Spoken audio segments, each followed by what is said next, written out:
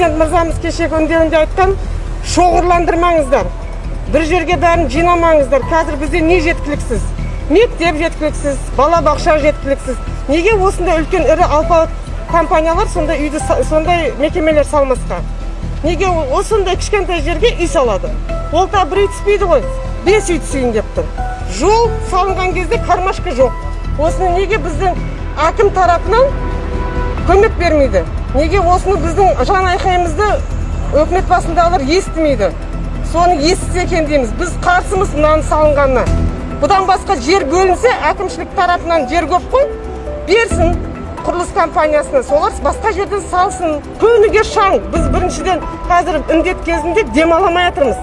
Шаң деген енді кіріп жатыр да, енді сұмдық айта алмаймын сіздерге. Бұл үйді бірінші алған кезде бұл жерде бізде саябақ болады деген сыртқы группасы сатқан кезде өздері арнайы айтқан, артында саябақ болады. Біз сол саябаққа қызығып алдық шыны керек үйді. Акиматтың өзіне 3 жылдан бері қаншама шағымдандық. Абдрахимовтың кезіне барғанымызда бізге бұл жерде торговый центр болады. Ешқандай биік үй болмайды деп айтқан тұғын.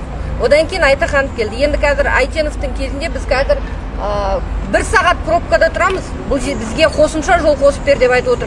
Жер қатынастарынан басшылар келіп айтты.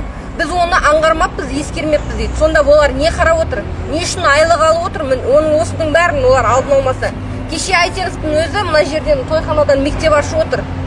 Себебі мектепке бала өте көп, 4,5 мың бала бір мектепке сыймайды дейді. Осы ертең 300 отбасы тұрады. 300 отбасыдан 2 баладан деп есептеген кезде 600 ба? 600 бала қандай мектепке барады? Үйлерді шоғырландыра бермей, мектеп салсын орталықтар. Мынау Золотой квадрат, президенттің өзі айтты Алматыда. Золотой квадратқа тұрғын үйді сала бермей, керек дүниелерді салсын деп. Ал керек дүние қазір не мына жерге? Мектеп керек. Балалардың демалатын орны жоқ, саябақ өте аз. Тар жерге таңаша қылып үйді сала бермей, сыбайластық бұл жерде. Кез келген, егер әкімдер жерді керек қылатын болса, кез келген жерді изъять ете алады. Бірақ олай істеп тұрған жоқ, халықтың жағдайын жасап тұрған жоқ. Бізге осадка беріп, үйіміз құлаған жағдайда кім жауап береді дегенде, групптан да ешқандай құрылысшы маман, инженер келген, ешқайсы жауап бере алған жоқ. Біз қарапайым жұмысшымыз дейді. Өздері Астанада отырады басшылары, қарапайым адамдар жібереді, әкімшілікте әкімнің өзі келмейді, ол да бір қарапайым жұмысшысын жібереді. Кім жауапты дегенде ешқайсысы айтылмайды.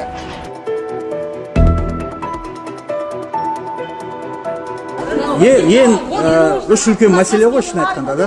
Бірінші жер қайтып берілді, неғып ПДП болды ма, болған жоқ деген, сосын анау относительно вот этого справа съезда, дұрыс па?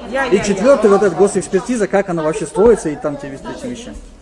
По первому вопросу енді жауап бердік па? По факту ПДП бойынша 2015-те уже бекітілген көп қабатты үй болған.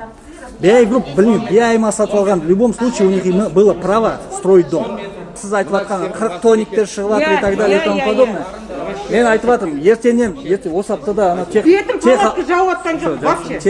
аудиттен, өзіміздің тех аудит, мынау BI-ға қарамайтын, өзіміз независимый тех аудит жібереміз, ол енді управление строительства өзі табады. Ол, то есть, мы не аффилированы, по крайней мере, с BI. Вот управление строительства, начальник управления строительства города Шымкента, Ахметов Ербол. Соған мен қазір поручение беріп жатырмын, бүкіл ана независимый тех аудит шақырып, мынау кісілерден бір-екеу представительно алындар.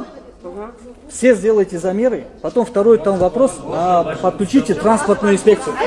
Біз үйді бастаймыз, вот, бастайын деп жатырмыз, только котлован, земляные работы идет. Мы завтра запускаем техническое обследование именно тех блоков, которые ближе к нам стоят. Зафиксируем все дефекты нам с момента строительства. Если будет одна трещина, это будет наша ответственность. Понимаете? Жағы сіздер айтып отқан бірінші мәселе жер мәселесі. Жағы парк болды. Парктан кейін торговый центр болады дедіңіздер. Ал біздің запрос бойынша ПДП-да ол жерде не бар дегенде, бұл кісілердің жағы архитектурмен согласовать етілген. ПДП-сы бойынша жағы осы қазіргі бекітілген үйлердің жобасы көрсетілген. Ұзын үйменен екі ұзын былай үй параллельно тұратын болса, 2-3 этажның арасы 15 метр. 5 тұратыңыз, мен жауап берейін, шатасымыз. 5 этажға дейін 20 метр, ал 5 этаждан жоғары расчет инсоляция СП РК-ның 20 өзінің несі бар, сол бойынша, есебі бойынша. Қазір расчет мына кісі айтады. Расчеты инсоляции. Міне, оны жоқ, әр қашықпен этажный үйменен ары қашықтығы